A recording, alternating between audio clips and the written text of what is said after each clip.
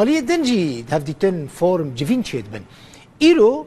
لجنيفة لنتوين يكبوي لأفاهية نتوين يكبوي فورما كم نتوين هات الدار خستن بالريفة شو تيدا اندامين كردين روجاوية كردستان جي باشتار بون يك جوان عزيز كالويا اندامي فورما كم نتوين جروداوي راراغهان كو او بارمان جو مبستا پشتگريا كم نتوين هاتنا وخواندن و ديار كر كو حطانها ريجيما سوري قلك بن بيكرن نحقي لسر نتوا كرد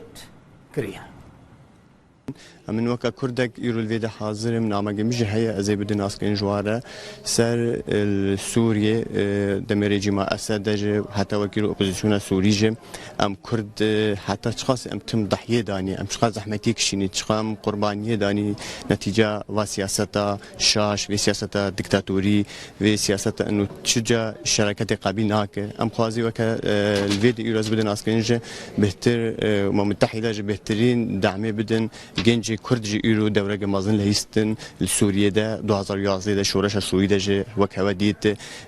خدا ملت سوريا خدا عرب خدا مسيحية إزيديارة محمي ما خواست أم جسر كي تشيكي نقابة كرد وعرب ومسيحي ده أم حمي شريك سوريا جه ديمقراطية بسوريا جه تعددية به هركز وكهفدو به وكهذي هب كز نبن وك دمير جما سوريا أم أجي يك جوا كسيجو بجنسية سوري بي أو مرسومة استثناء الإحصائية شستو دا دركتي أزو مال باتا خوجي يك جوي حزام وإحصاء شستو دادا وشستو ششادة سر ملتي مي رجاوا طبقاندن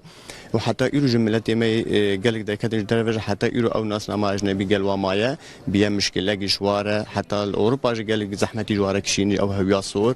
ويا مكتوم بينج